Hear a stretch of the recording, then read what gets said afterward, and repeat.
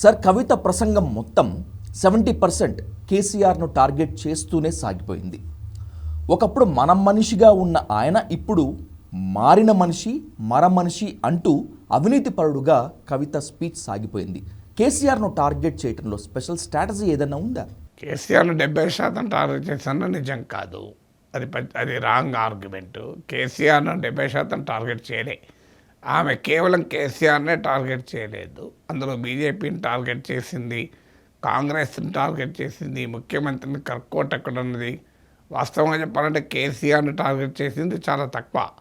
So తన party లక్ష్యాలు ఏంటి అని చెప్పుకుంది, తన పార్టీ తన పార్టీ పాంచజన్యమని చెప్పింది. ఎందుకంటే ఆ మాట్లాడిన స్పీచ్లో మీరు జాగ్రత్తగా చూస్తే కేవలం ఉద్యమ ఆకాంక్షలు నెరవేరలేదు, తెలంగాణ రాష్ట్ర సమితి స్వభావం మారింది, కేసీఆర్ మారాడు అనేది ఎస్టాబ్లిష్ చేసే క్రమంలోనే మాట్లాడారు తప్ప అవినీతి గురించి కూడా పెద్ద ఎత్తున మేము అటాక్ పెట్టలేదు.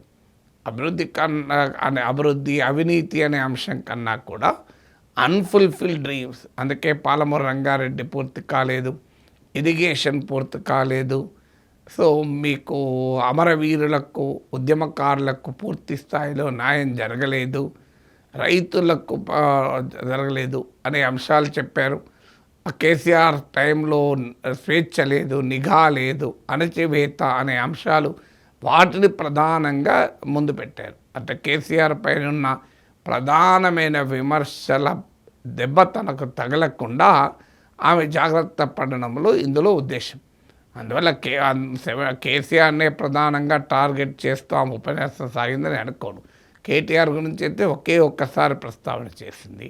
హరీష్ రావు పేరైతే కూడా చెప్పలేదు, ఇండైరెక్ట్గా ఒక్క సెంటెన్స్లో మాత్రమే మాట్లాడింది.